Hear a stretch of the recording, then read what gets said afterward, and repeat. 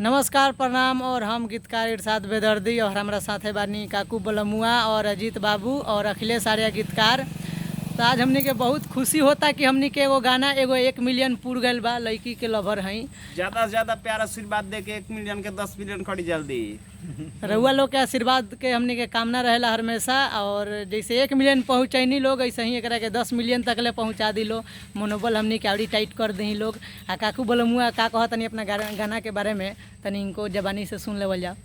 हम ये कहल चाहता नहीं कि जितना प्यार मिलता उससे और ज़्यादा प्यार दी, दोगुना प्यार मिले आशीर्वाद हमनी दी के। लोग। अपना है छोट भाई के बेटा के बहुत सारा आशीर्वाद और प्यार दी लोग। जैसे गाना के देता नहीं लोग उसे हमरों को दी लोग।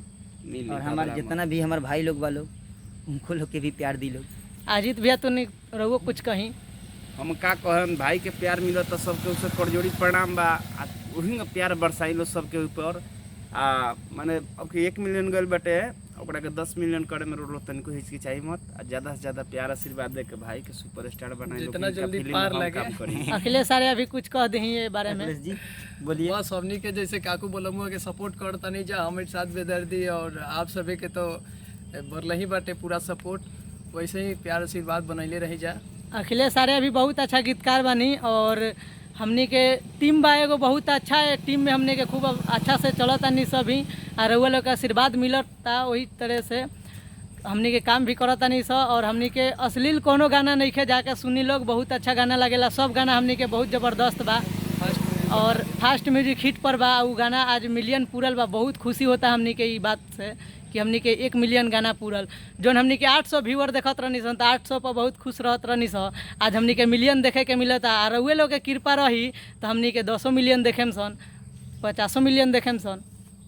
हमनी के बानी सब अभी आर्मी में और ये गाछी हो बहुत अच्छा है। नहीं हमनी के रिलैक्स करे नहीं सा गाछी में घूमे हाफे पैंट बानी वो मत खींचली ह। अच्छा आप पैट बारह तो सब आदमी के प्यार दुलार हो, कोनो दिक्कत नहीं है सबसे। आदमी नु पहनला कि भैंसा पहनला।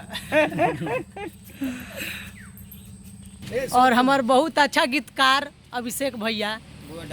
आज बहुत खुशी के बात बाटे कि काकू बलमुआ भाई के गीत 1 मिलियन क्रॉस भइल बाटे। लड़की के लवर है। हाँ लड़की के लवर है। और सबके प्यार आशीर्वाद मिलल कि 1 मिलियन गाना पहुँचल। यही का प्यार आशीर्वाद काकू बलमुआ पर बनौले रही लोग ताकि खूब आगे बढ़स और खूब प्यार सपोर्ट बनैले रही लोग। अभी तक काकू बलमुआ लड़की के लवर कुछ दिन बाद अरे लड़की के लवर हई गाना बहुत जबरदस्त बा। हम मने कह रहे बड़ी हट वाला भाई हम लड़की के लवर हई। पूरा बजा बजा के एकरा के धूम मचा देवे के भाई गाना के। चलो ठीक बा। बड़ियारी फिर मिलल जी अगला वीडियो पर। जय हिंद जय भारत। हर हर महादेव।